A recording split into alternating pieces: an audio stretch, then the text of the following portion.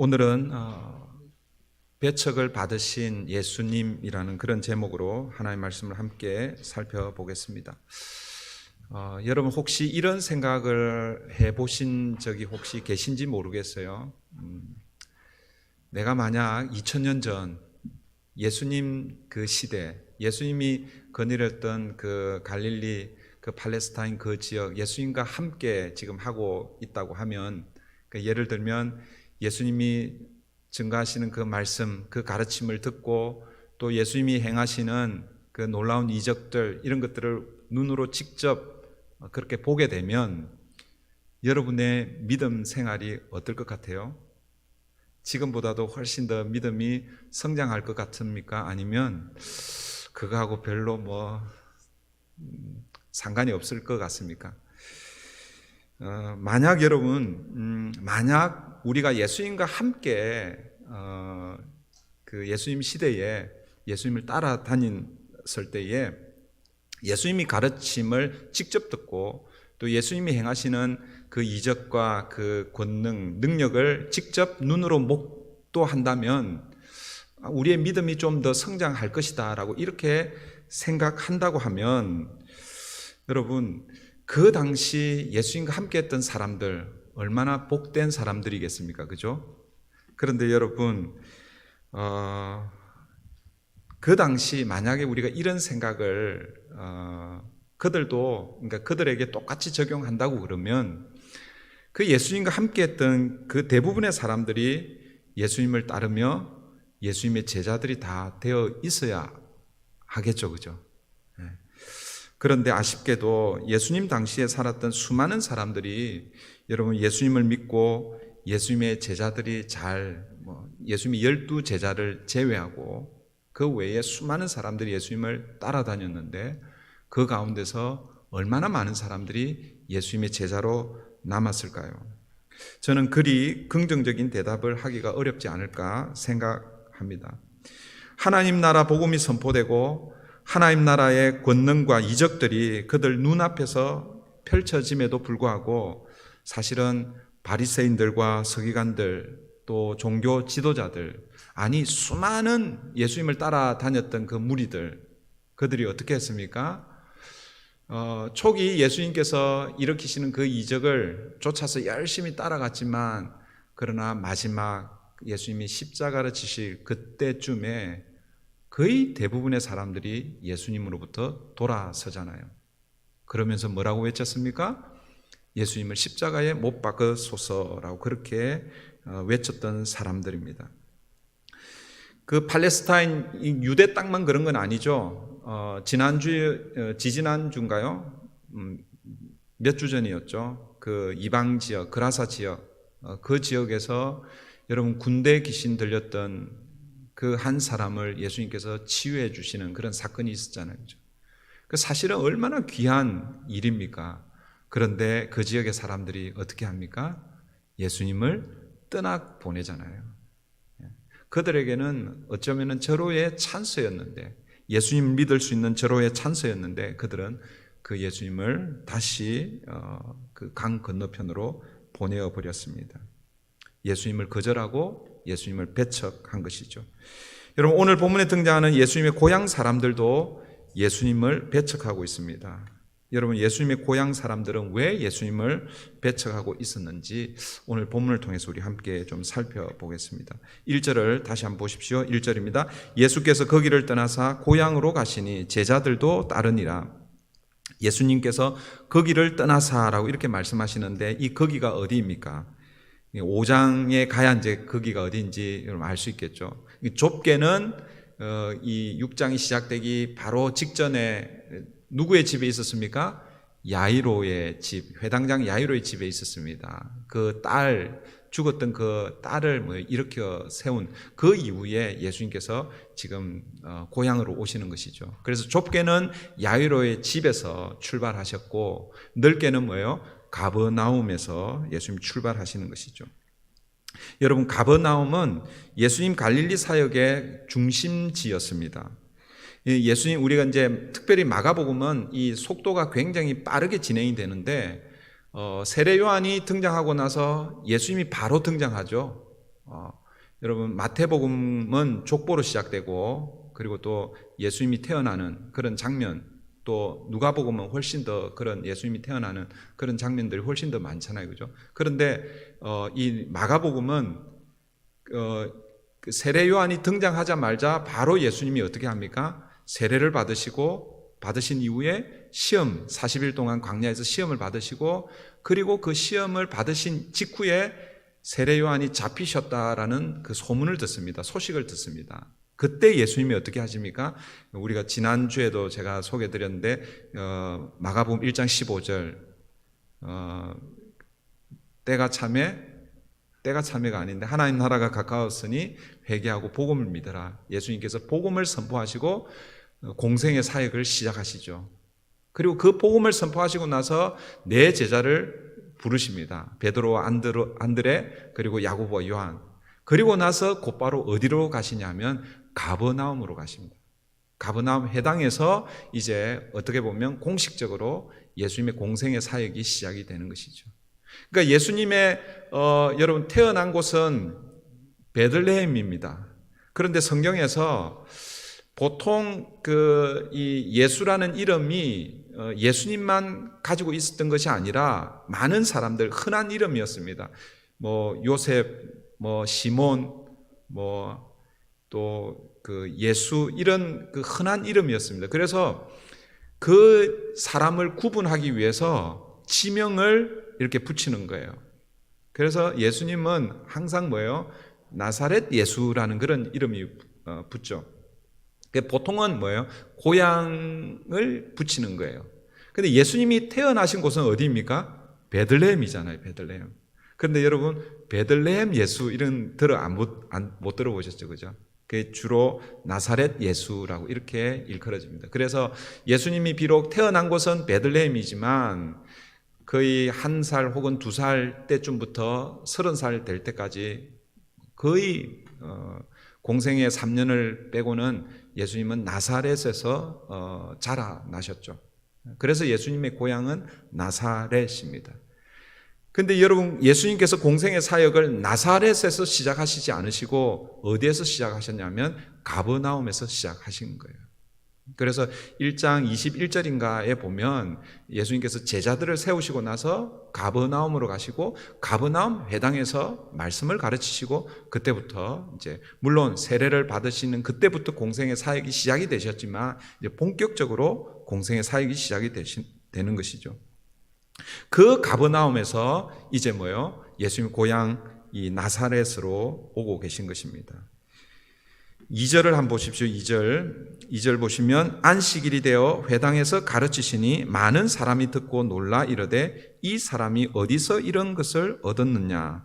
이 사람이 받은 지혜와 그 손으로 이루어지는 이런 권능이 어찌 됨이냐? 예수님께서 오늘 본문에서 가버나움에서 이 나사렛을 방문하는데 학자들은 지금 이때 이 방문하는 시기가 언제쯤이냐면 예수님이 공생의 사역을 시작하신 지 약 한 2년쯤 지났을 때라고 그렇게 이야기합니다. 그래서 다른 복음서에 보면 예수님께서 그전에는 혼자 이 나사렛을 방문한 적이 있습니다. 그래서 오늘 본문 이 방문은 나사렛의 두 번째 방문입니다. 두 번째 방문은 제자들과 함께 하는 그런 방문이었죠. 그런데 이날도 오셔서 안식일이 되어서 회당에서 예수님께서 가르치고 계십니다. 회당에서 말씀을 가르치는데 이 예수님의 가르침이 시작되자 많은 사람들이 놀랐다라고 이렇게 표현되고 있죠. 여기서 이 놀라다라는 이 표현은 그냥 뭐 예수님이 설교를 잘하시네 뭐 이 정도가 아닙니다. 그러니까 예수님이 입을 여시고 말씀을 선포하시는데 그 말씀을 듣는 사람들이 그러니까 해머에 이 머리를 탁 맞은 것처럼 깜짝 놀라는 거예요. 깜짝. 그러니까 충격을 받는 정도의 놀람입니다. 그런데 이 사람들이 놀라고 그 다음에 이제 반응이 뭐냐면 자기들 스스로에게 질문을 던집니다. 2절 다시 한번 보십시오. 2절 안식일이 되어 회당에서 가르치시니 많은 사람이 듣고 놀라. 이게 해머에 한 방 머리를 맞은 거예요. 이르되 이 사람이 어디서 이런 것을 얻었느냐? 이 사람이 받은 지혜와 그 손으로 이루어지는 이런 권능이 어찌 됨이냐. 이 두 가지 질문을 던지잖아요, 그죠? 그런데 사실은 두 가지 질문을 두 번 하고 있지만 그러나 같은 질문이라고 볼 수 있습니다. 이 사람들의 질문의 핵심은 뭐냐면 예수님이 가르치시는 이 지혜와 예수님이 행하시는 이 능력, 권능이 어디서부터 왔느냐라는 것입니다. 예수님의 지혜와 권능의 기원, 출처가 어디냐라는 것이죠. 어디로부터 지금 오는 거예요? 예수님 자신에게서 나가는 거죠. 물론 뭐 조금 더 저기 하면 하나님께서 주셔서 하나님으로부터 나간다 이렇게 할 수 있겠죠. 그런데 여러분 이 나사렛, 이 예수님의 고향 사람들이 왜 이런 질문을 던질까? 이 사람이 지금 이 예수가 가지고 있는 이 지혜와 이 권능, 이것이 어디서부터 왔는가? 이런 질문을 던지는 이유가 무엇인가? 왜 이런 질문을 던지냐면 예수님이 가르치시는 이 지혜, 예수님이 행하시는 이 권능, 이것은 구약에서 예언된 메시아가 오시면 행하시는 그런 사역이라는 것이죠. 그런 가르침이고 그런 권능이라는 그런 의미라는 것이죠. 그러니까 이사야 11장에 보시면 제가 읽어드립니다. 이사야 11장 1절 2절인데요. 이새의 줄기에서 한 싹이 나며 그 뿌리에서 한 가지가 나서 결실할 것이요 그의 위에 여호와의 영 곧 지혜와 총명의 영이요 모략과 재능의 영이요 지식과 여호와를 경외하는 영이 강림하시리니. 그러니까 하나님께서 약속하신 메시아가 오실 때에 그 메시아가 어떤 모습으로 오시느냐 하면 지혜와 총명을 가지고 오신다는 것이죠. 모략과 재능을 가지고 오신다는 거예요. 그러니까 오늘 본문에서 예수님이 하나님의 말씀을 가르치시는 그 가르침이 그 당시에 그 랍비들 혹은 서기관들이 가르치는 그 가르침하고는 완전히 차원이 틀린 거예요. 예수님이 행하시는 이적 능력은 이 구약에서 예언된 메시아가 행하시는 그런 능력이라는 것입니다. 이 나사렛에 있는 이 사람들이 예수님이 하시는 그걸 보고 대번에 알아본다는 거죠.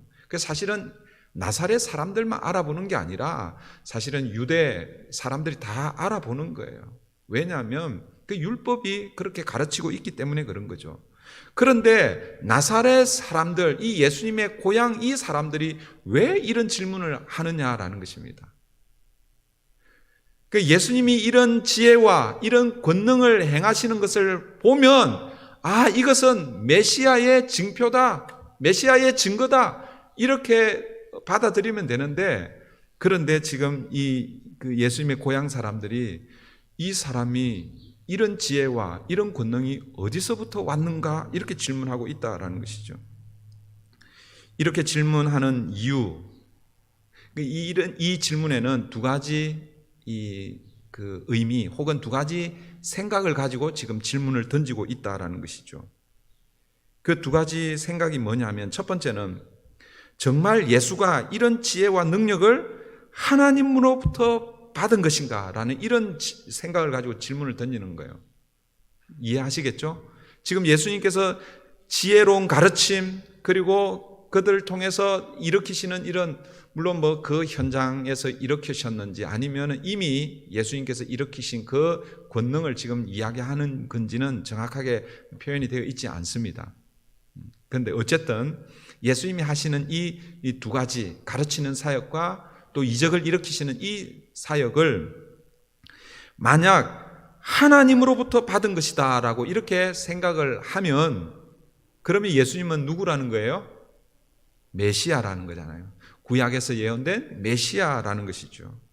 이런 질문이 내포가 되어 있는 것입니다. 그리고 여러분 두 번째 의미는 뭐냐면 만약 예수님이 가지고 계신 이 지혜와 이 권능의 근원이 만약 하나님이 아니면 그러면 이 지혜와 이 권능은 어디서부터 오는 것인가? 라는 이런 질문이라는 거예요. 여러분 이해하시겠습니까? 이해하시겠죠? 네.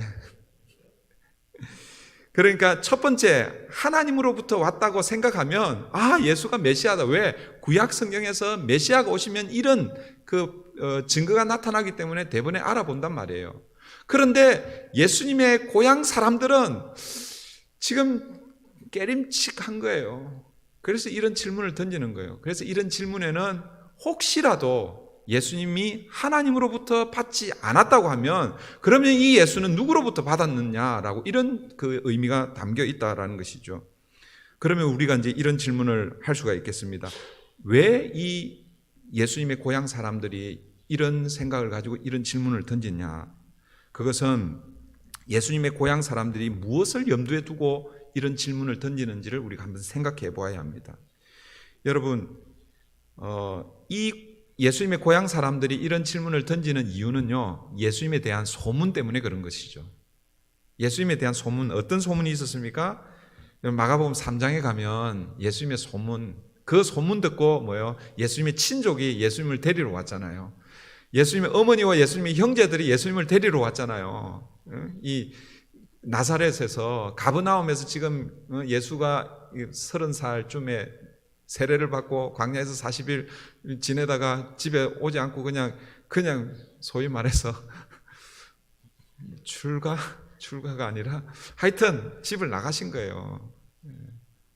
그런데 예수님으로부터 들려오는 그 소문은 마가복음 3장 22절입니다.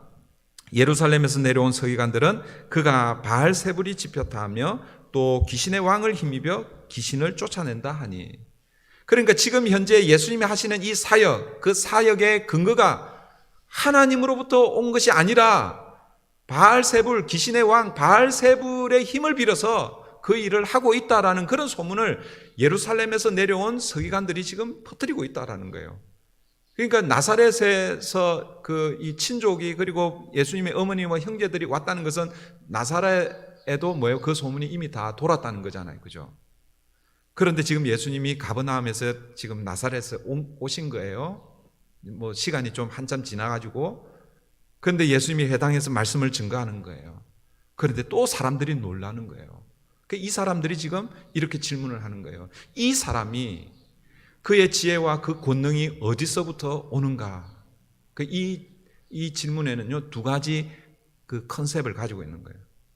하나는 하나님으로부터 왔을 것이다. 혹은 다른 하나님이 아닌 다른 것으로부터 왔을 것이다. 여러분, 이 두 가지 생각 가운데 예수님의 동네 이 사람들, 고향 사람들은 무엇을 선택하고 있는 것 같습니까?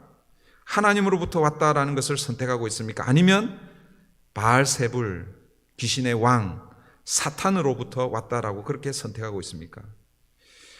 이 예수님의 이 고향 사람들은요, 예수님의 지혜와 권능이 사탄으로부터 왔다라고 그렇게 생각하고 있었다라는 것이죠. 왜냐하면 만약 이들이 하나님으로부터 왔다, 예수님이 가지고 계신 이 지혜와 권능, 이것이 하나님으로부터 왔다라고 생각했다면 그 예수님의 가르침에 대해서 놀란 이후에 어떻게 반응해야 됩니까? 당신은 메시아이십니다. 그렇게 반응해야 되잖아요. 그죠? 그런데 이들이 어떻게 반응하고 있습니까? 3절 보십시오. 3절. 이 사람이 마리아의 아들 목수가 아니냐? 야고보와 요셉과 유다와 시몬의 형제가 아니냐? 그 누이들이 우리와 함께 여기 있지 아니하냐 하고 예수를 배척한지라. 지금 이제 우리 2절에서 두 가지 질문을 던지고 그리고 또 3절에서 또 몇 가지 질문을 던집니다. 이 3절에서 던지는 이 질문은 포지티브한 질문이 아닙니다. 네거티브한 질문이죠. 이 질문을 던져놓고 그 결론이 무엇입니까? 예수를 배척한지라. 그러니까 이들이 처음에 예수가 가지고 있는 그 지혜와 권능, 지금 예수님이 한 2년 정도 그 가버나움 지역을 중심으로 해서 수많은 병자들을 고치시고 하나님 나라 복음을 선포하시고 귀신을 내어 쫓고, 사실은 그 구약에서 이미 예언되었던 그 메시아로서의 그런 사명을 감당하고 있는데, 그런데 나사렛에 있는 이 예수님의 고향 사람들은 메시아의 증거로 보지 않고 다르게 보고 있다라는 것입니다. 그러니까 뭐예요? 예수님을 배척하고 있는 것이죠. 나사렛 사람들이 예수님을 믿지 않고 배척하고 있습니다. 그들이 예수님을 배척하는 것은 예수님이 가지고 있는 이 지혜와 권능이 하나님으로부터 왔다는 것을 믿지 않는다라는 그런 의미죠. 여러분, 왜 이 사람들이 그렇게 생각하고 예수님을 배척했을까요? 그 근거가 뭔가? 그 근거가요, 그들이 예수님을 잘 알고 있었다, 잘 안다라는 그거 가지고 지금 예수님을 배척하고 있는 거예요. 이 사람들이 3절에서 뭐라고 얘기합니까? 이 사람이 마리아의 아들 목수가 아니냐. 이 표현도 여러분 마가복음에서는 조금 이게 독특한 표현이죠. 똑같은 이 본문의 병영구인 그 누가복음에는 요셉의 아들 목수가 아니냐 이렇게 표현합니다. 그런데 마가복음은, 이 마가는요, 마리아의 아들이라고 이렇게 표현하고 있어요. 사람들이 그렇게 표현한 것을 지금 이렇게 기록을 한 건지 아니면은 마가가 의도를 가지고 기록했는지는 모르겠어요. 그런데 어쨌든 여러분, 마리아의 아들 목수가 아니냐. 원래 유대사에서는 아들을 이야기할 때는요, 아버지, 그 남자 아버지의 아들이라고 이렇게 부르는 거죠. 그게 원래 맞죠. 그래서 우리 뭐 아브라함의 아들, 이삭, 그렇게 얘기하잖아요. 아브라함이 이삭을 낳고 바요나 시몬 할 때는 이 바라는 것이 아들이라는 뜻이거든요. 바요나, 그러니까 요나의 아들 시몬 이런 뜻입니다. 바돌로메, 시각장애인 우리는 바돌로메 이렇게 얘기하지만 바돌로메, 그러니까 돌로메의 아들, 그 이름은 모르겠어요. 그냥 우리가 바돌로메라고 부르는데, 그러니까 원래 보통의 경우는 이 아들, 그러니까 아버지의 아들이라고 이렇게 하는 것이 정상입니다. 그런데 마리아의 아들 아니냐 이렇게 말하고 있는 것, 이걸 통해서 우리가 두 가지 정도를 생각해 볼 수 있는데, 첫 번째는 아마 아버지 요셉이 일찍 세상을 떠났을 것이다. 그래서 어머니 옆에서 어린 시절, 그러니까 일찍 돌아가시고 그렇게 했을 것이다 라고 그렇게 보는 경우가 있고, 또 한 가지는 이 마리아의 아들이라는 이 표현을 통해서 이 동네 사람들이 가지고 있는 컨셉이죠. 우리는 네가 출생에 어떤 비밀을 가지고 있는지 우리가 다 알고 있다, 이런 뜻입니다. 여러분 무슨 얘기인지 이해하시겠어요? 마리아와 요셉은 뭐예요? 결혼을 하지 않고 정혼을 했잖아요, 그죠? 우리로 얘기하면 약혼인데 아직 결혼식은 하지는 않았습니다. 그러니까 정식 결혼식 하기 전까지는 뭐예요? 같이 이렇게 동침을 하면 안 되는 거예요. 그런데 예수님은 어떻게 해요? 요셉이 동침하기 전에 이미 잉태가 되었잖아요, 그죠? 그러니까 여러분, 우리는 예수님의 태어나심을 성령의 그 동정녀 탄생으로 이렇게 믿지만, 이 당시 그 예수님의 동네 사람들은 우리가 생각하는 것처럼 이렇게 믿지 않았을 가능성이 있단 말이에요. 그러니까 말은 안 했지만 동네 사람들은 알았을 거예요, 그죠? 그거 다 계산하면 나오잖아요, 그죠? 그러니까 마리아의 아들이라고 이렇게 하는 이 표현에는요, 우리는 너의 출생의 비밀을 다 알고 있다, 이런 뜻이죠. 그러니까 이 말은 예수님을 좀 룩다운 하는 거예요. 좀 경멸의 그런 모습으로 보고 있다라는 것이죠. 그리고 예수님의 직업을 목수라고 이렇게 이야기하고 있고, 그의 동생들도 우리가 다 안다라고 그렇게 얘기합니다. 너의 동생들이 지금 우리와 함께 다 살고 있지 않냐? 너의 동생들이 다 고만고만, 너희 누이들도 다 여기서 다 지금 살고 있지 않느냐? 그런 형제들 중에 너도 하나다라는 그런 의미죠.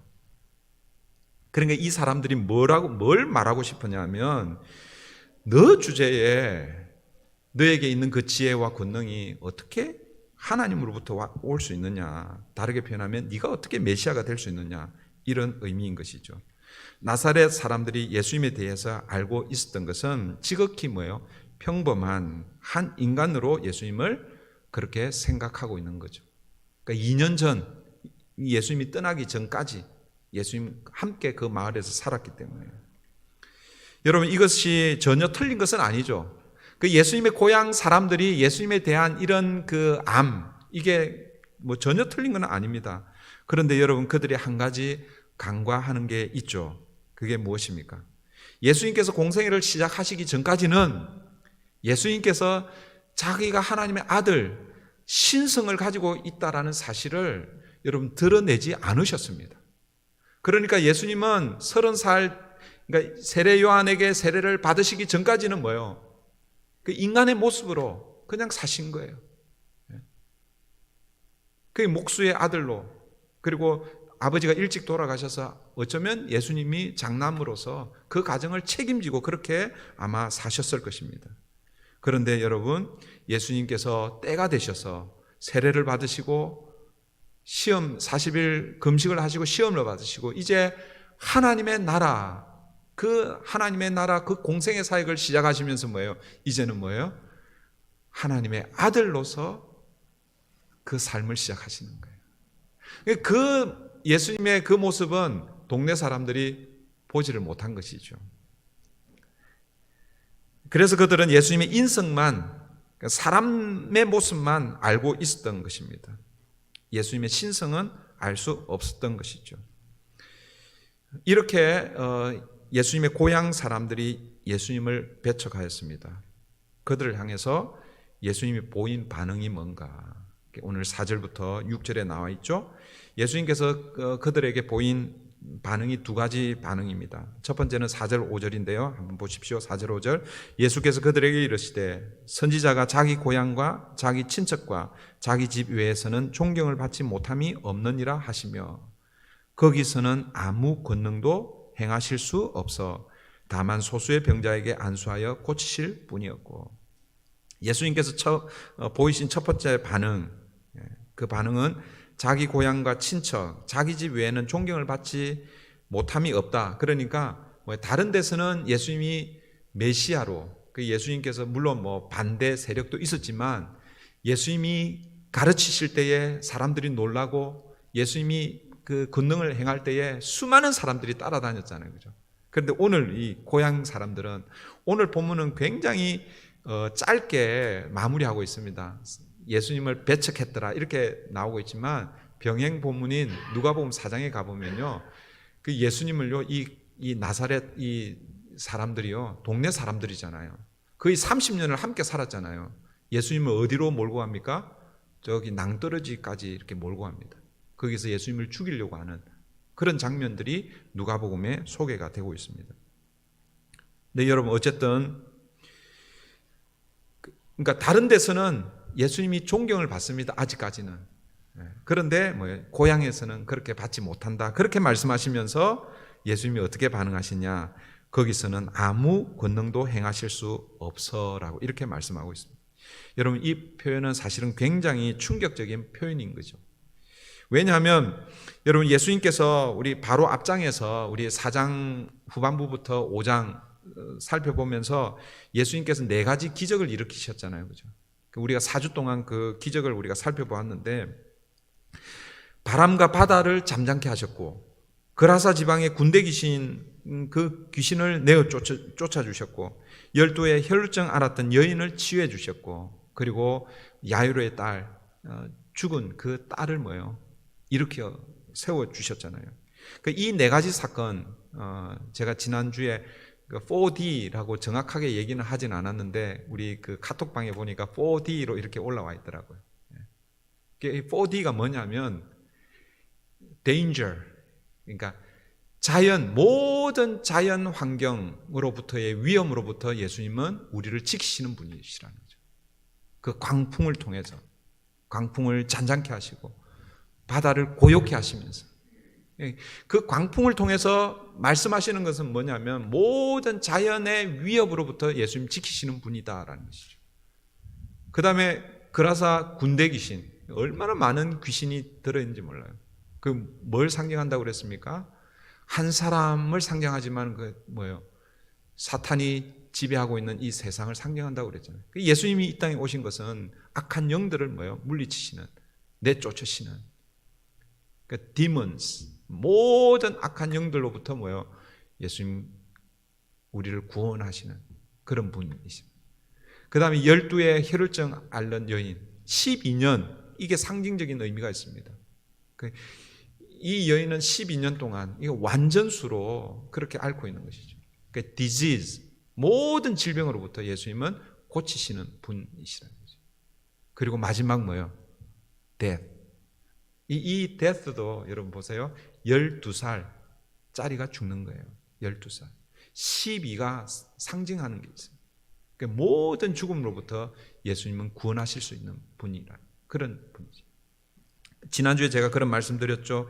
이 네 기적을 통해서, 그러니까 이 사건은요, 우리 인생이 당하는 그 모든 종류의 그 문제와 아픔과 이 고통과 어려움입니다. 그러니까 예수님께서 이 네 가지 이 기적을 통해서 보여주신 이 사건은 예수님은 모든 문제를 해결해 주시는 분이라는 것이죠. 구세주라는 그런 사건이라는 것입니다. 그런데 여러분, 그 예수님께서 가버나움의 사역을 마치시고 어디로 오신 거예요? 예수님의 고향 나사렛 오신 거예요. 2년 만에 오시는 거예요. 거의 2년 만에. 여러분, 얼마나 예수님이 나사렛에 와서 나사렛에 있는 만약에 예수님께 그 병자들이 나오면은 고쳐주시려고 얼마나 그런 기대를 가지고 예수님 오셨겠어요. 그런데 여러분, 그 나사렛 사람들의 그 반응 때문에 예수님께서 그들 향해서 뭐라고 말씀하십니까? 거기서는 아무 권능도 행하실 수 없다라고 말씀하셨습니다. 사랑하는 성도 여러분, 거기가 어디입니까? 물리적인 장소는 나사렛이죠. 예수님의 고향 나사렛입니다. 그런데 여러분, 정말 거기가 어디인지 우리가 다시 한번 생각해 보아야 합니다. 거기가 어디인가? 여러분, 거기는요, 예수님에 대해서 믿음으로 반응하지 않고 불신으로 예수님을 배척하는 자리, 바로 거기가 뭐예요? 예수님은 어떤 권능도 행하시지 않으신다라고 그렇게 말씀하시는 것이죠. 물론 예수님께서 권능을 행하실 수 없다는 이 말은 주님의 능력이 모자라서 그렇게 말씀하신 것이 아니죠. 주님이 권능을 행하실 수 없는 그 원인은 나사렛 사람들의 믿음 없음, 그들의 불신 때문이었습니다. 그런데 여러분, 아이러니하게도 그들은 누구보다도 예수님을 잘 알고 있다라고 그렇게 생각했던 사람들이라는 거예요. 이게 아이러니한 것이죠. 사랑하는 성도 여러분, 이것은 오늘 우리에게도 동일하게 적용할 수가 있습니다. 여러분, 예수님이 자라나신 고향 땅에서 배척을 당하신 이 사건이 다만 나사렛에서만 일어날 사건이 아니라는 것이죠.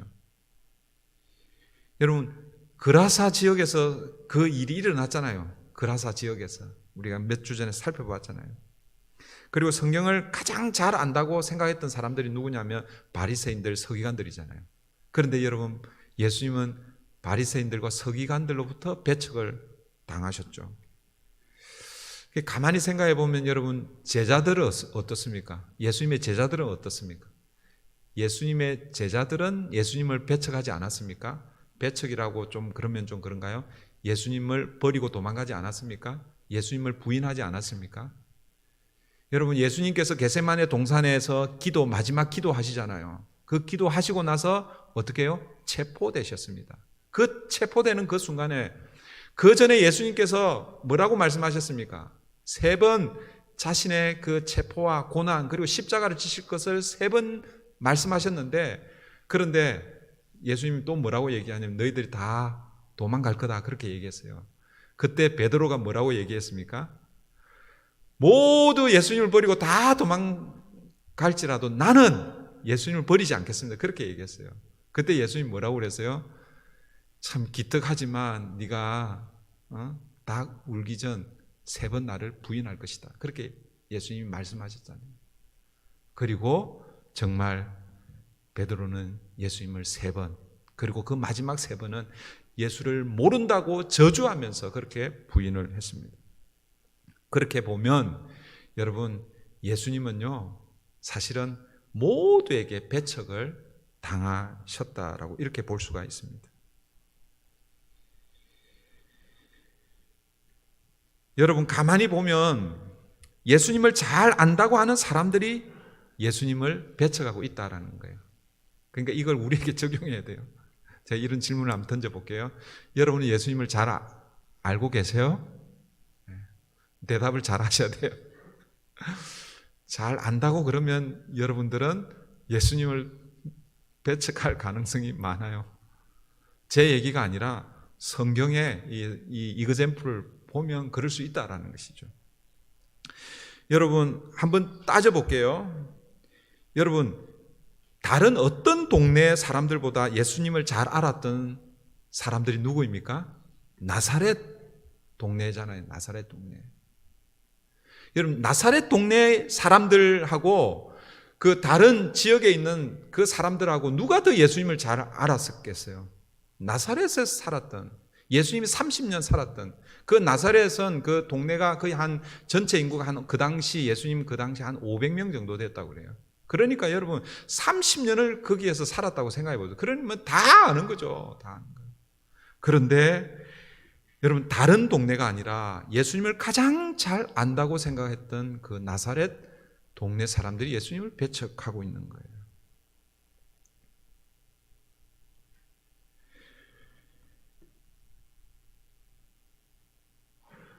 그리고 또 예수님을 아까 제가 누가 예수님을 배척했다고 그랬습니까? 바리새인들과 서기관들이라고 그랬잖아요. 그죠? 여러분 바리새인들과 서기관들은 당연히 예수님을 배척할 수 있을 거야 이렇게 생각할 수 있는데 여러분 논리적으로 따지면요. 바리새인들이 예수님을 배척하면 안 됩니다. 왜 그런가 하면 이 바리새인들과 서기관들은 율법학자들은 누구보다도 구약에 정통한 율법에 정통한 사람들이잖아요. 여러분 구약은 어떤 책입니까? 구약은 물론 뭐 다양한 스토리가 나오지만 한마디로 얘기하면 구약은 하나님의 약속이잖아요. 무엇에 대한? 다윗의 후손으로 보내줄 메시아에 대한 약속이잖아요. 그러니까 다르게 표현하면 예수님에 대한 이야기라는 것이죠. 그러니까 여러분 이 바리새인들과 서기관들은요 구약 율법을 통해서 메시아를 보내주실 것이라는 그 하나님의 약속을 굳게 붙들고 살았던 사람들이 누구라는 거예요? 이 바리새인들과 이 서기관들이라는 것이죠. 그래서 여러분 예수님이 태어나실 때에 동방박사들이 그 별을 보고 그 먼 거리에서 예수님의 태어나심을 축하하기 위해서 오잖아요. 그 예루살렘에 도착했습니다. 예루살렘에. 근데 거기에서 별을 잃어버렸어요. 잠시. 그러니까 이 동방박사들이 뭘 생각했습니까? 이 만왕의 왕, 세상을 구원할 이 메시아, 이 왕이 태어날 곳은 어디라고 짐작했겠어요? 왕궁이라고 생각한 거예요. 그래서 이 동방박사들이 어디로 제일 먼저 갔습니까? 헤롯 궁으로 간 거죠. 그래서 헤롯 대왕에게 세상을 구원할 왕이 태어났는데 그 왕이 어디에 있습니까? 이렇게 물었잖아요. 그러니까 여러분 헤롯이 깜짝 놀라잖아요. 아니 자기가 왕인데 그리고 아무도 태어나지 않았는데 저 먼 별을 연구하는 이 박사들이 와가지고 왕이 태어났다라고 이렇게 하니까 깜짝 놀라는 것이죠. 그래서 이 헤롯 대왕이 어떻게 합니까? 율법 학자들을 부르잖아요. 그래서 구약에 예언되어 있는 메시아가 나는 그 장소가 어디냐고 물어보잖아요. 그때 이 율법 학자들은요, 서기관들은 주저없이 어디라고 얘기했습니까? 베들레헴이라고 그랬어요. 베들레헴. 그 말은 뭐겠어요? 이 바리새인들, 이 서기관들, 이 율법 학자들은요, 이 구약에 하나님께서 약속하신 이 메시아에 대해서 다 깨고 있는 거예요. 그러니까 다르게 표현하면요, 누구보다도 메시아에 대해서 잘 알고 있었던 사람들이 바로 바리새인들, 서기관들입니다. 그런데 만약에 예수님이 메시아라는 것을 알았다면 예수님을 배척하면 됩니까? 안 됩니까? 그런데 여러분, 예수에 대해서 메시아에 대해서 가장 잘 안다고 했던 그 사람들이 예수님을 배척하는 거예요. 그 사람들이 중심이 되어서 예수님 십자가에 못 박아 죽이게 되는 것이죠. 여러분, 그리고 3년 동안 아까 제가 말씀드렸잖아요. 제자들은 어떻습니까? 여러분, 어쩌면 가장 지근거리에서 예수님을 따라다녔던, 그러니까 제자들은 누구보다도 예수님을 잘 알고 있었던, 3년을 그렇게 동고동락 했으니까 누구보다도 예수님을 잘 알았을 것입니다. 그런데 그들도 예수님을 배척한 것이죠. 부인한 것이죠. 예수님을 버리고 다 도망가 버렸습니다. 그러므로 사랑하는 성도 여러분, 우리도 뭐예요? 예수님을 배척할 수 있다라는 이 가능성을 여러분 가지고 살아야 되는 거예요.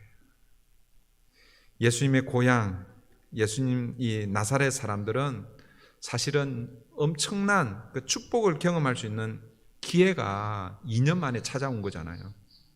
그런데 그들은 예수님을 믿지 않고 불신으로 예수님을 배척하여 그 기회를 놓쳐버렸습니다. 그런데 오늘 본문은요, 그 5절 마지막에 보면 그런 불신 가운데서 희망을 주는 메시지가 있죠. 5절 하반절 보십시오. 다만 그렇게 시작합니다. 그러니까 대부분의 사람들은 예수님을 배척했습니다. 그런데 다만 소수의 병자에게 안수하여 고치실 분이었고, 이 불신의 땅, 이 나사렛에도 희망의 사람들이 있었다라는 것이죠. 모두가 다 예수님을 배척한 것은 아니라라는 것이죠. 비록 소수의 사람들이었지만 그들이 예수님께 와서 그 메시아의 그 메시아로서 가지고 계신 그 능력을 그들에게 베풀어 달라고 예수님께 나온 거죠. 예수님은 그들을 안수하여 고쳐 주셨습니다. 이것이 예수님 배척하신 그 나사렛 그 사람들에게 행하신 예수님의 반응, 첫 번째 반응이고, 두 번째 예수님의 반응은 6절입니다. 6절 보십시오. 그들이 믿지 않음을 이상히 여기셨더라. 이에 모든 촌에 두루 다니시며 가르치시더라. 예수님은 그들이 믿지 않음, 그러니까 나사렛 자기 동네 사람들 30년 동안 어떻게 보면 얼마나 예수님을 잘 알고 있었겠습니까?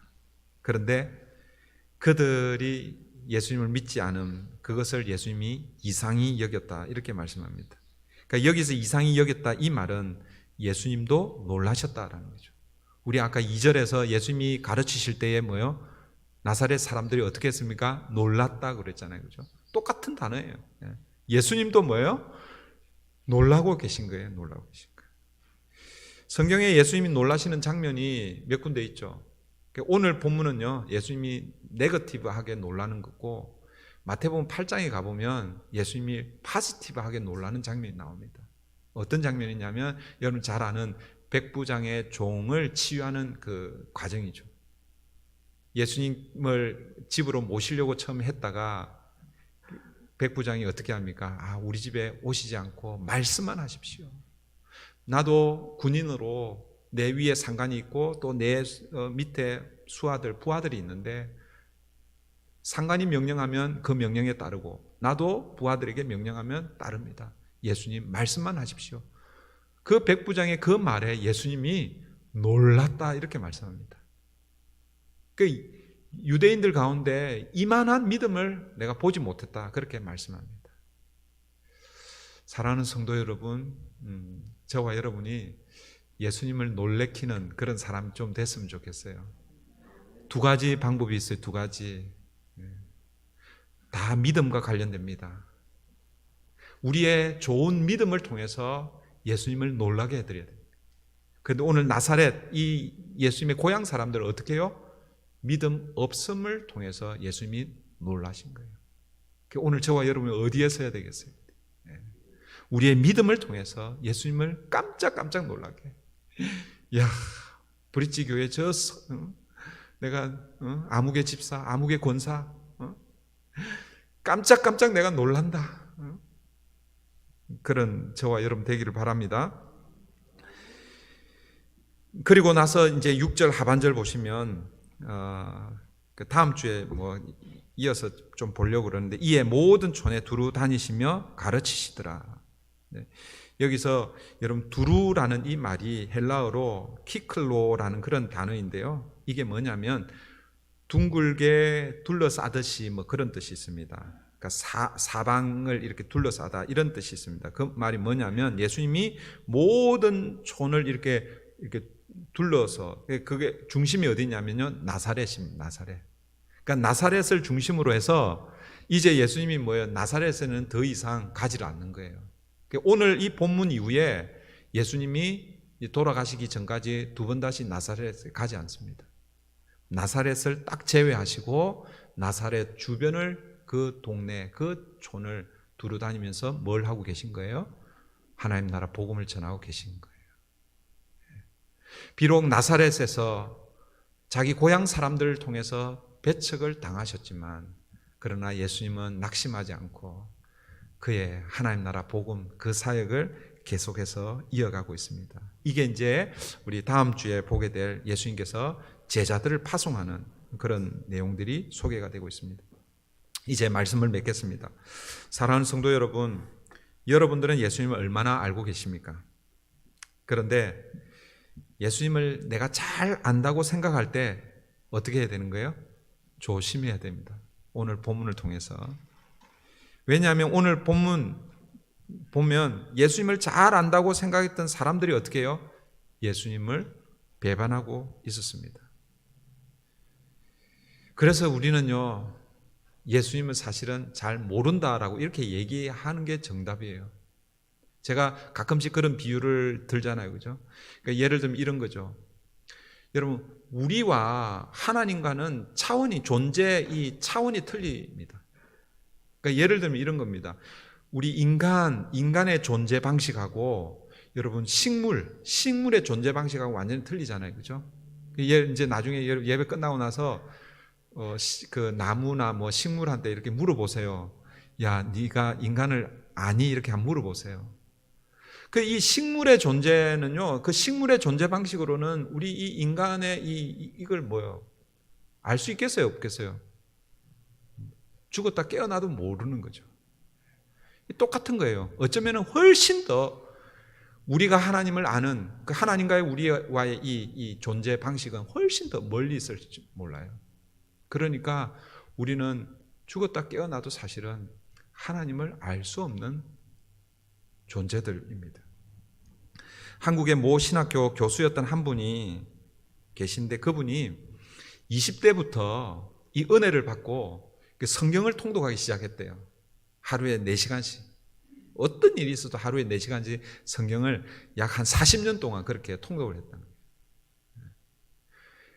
거예요. 아마 4시간만 하지는 않았을 거예요. 훨씬 더 많이 했을 거예요. 여러분 40년 동안 4시간을 이렇게 성경을 통독해, 그리고 신학교 교수니까 얼마나 성경을 연구하고 그렇게 했겠어요. 그러니까 성경 딱 뭐 얘기하면 어디 뭐 몇 장 몇 절 뭐 대충 뭐 그러니까 대충이 아닐 거예요. 아마 그분은 다 소상하게 다 알았을 것입니다. 그런데 여러분, 그가 자신이 성경을 아는 정도를 비유적으로 이렇게 표현했는데 어떻게 표현했냐면, 오늘 우리가 가지고 있는 이 성경을 태산에 비유한다면, 태산 아시죠?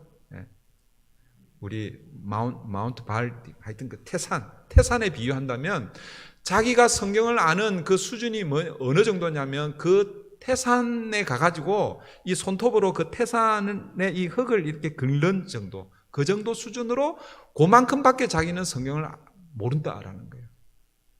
보세요.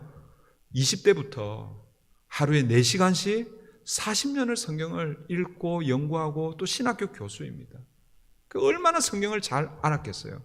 그런데 그가 고백하는 것은, 나는 성경을 태산이라고 비유하면 그 태산의 흙 조금 긁어내는 그만큼밖에 내가 성경을 모릅니다라고 그렇게 이야기했다고 합니다. 그것은 여러분, 우리 인간이 사실은 하나님을 제대로 안다는 것은 사실은 어떻게 보면 불가능한 것이죠. 우리가 새벽에 말씀을 묵상하잖아요. 그죠? 매일 성경을 가지고 성경을 묵상합니다. 제가 이 말씀을 준비하면서 우리 질문 2가지 질문을 던지잖아요. 첫 번째는 뭐예요? 오늘 본문에서 하나님은 어떤 분이십니까? 예수님은 어떤 분이십니까? 그리고 내게 주시는 교훈은 무엇입니까? 우리가 열심히 오늘 본문을 통해서 하나님, 예수님, 성령님 어떤 분인지 찾으려고 하는데, 그런데 사실은 그건 너무나 한 부분이라는 것이죠. 물론 우리가 예수님을 잘 아는 것이 필요합니다. 그러나 여러분, 그것보다도 더 중요한 것은 예수님에 대한 우리의 태도입니다. 예수님에 대해서 잘 아는 것, 그게 아니라, 왜? 예수님을 잘 안다고 생각하니까 뭐예요?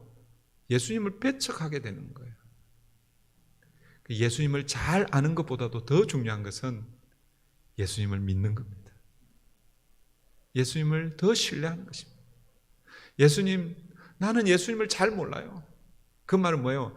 예수님이 나를 좀 알아주세요. 내가 예수님께 가는 게 쉽겠어요? 아니면 예수님이 내게 오는 게 쉽겠어요? 예수님이 내게 오는 게 쉽겠죠. 날마다 예수님 내게 오셔서 나를 알아가 주세요. 그걸 다르게 표현하면 내가 온전히 예수님을 신뢰합니다. 그 주님을 이번 이 사순절 기간 동안 붙들고 또 한 주간도 그렇게 이 사순절 기간을 보내는 저와 여러분 되기를 바랍니다. 기도하겠습니다. 같이 기도하십시다. 혹시 제가 오늘 이 말씀을 전하면서 어쩌면 제가 제일 예수님을 배척할 가능성이 우리 가운데서, 물론 뭐 저보다 더 성경을 더 잘 알고 더 저기 하시는 분들이 계실 수 있겠죠. 그렇지만 어쨌든 제가 가장 이 예수님을 부인하고 배척할 가능성이 많은데, 날마다 겸손하게 예수님에 대해서 뭔가 좀 안다라고 그렇게 자만하고 교만하는 것이 아니라 늘 우리가 어떻게 예수님을 다 알 수 있겠습니까? 예수님이 오셔서 우리를 만져주시고 우리를 붙들어 주시고 우리를 이끌어 주시고 우리를 인도해 주십시오. 예수님에 대해서 안다고 하는 것이 아니라 예수님을 더 신뢰하겠습니다. 그렇게 고백하고 그 예수님을 붙드는 또 한 주간 되게 해달라고 이 시간 우리 함께 기도하십시다. 하나님 감사합니다.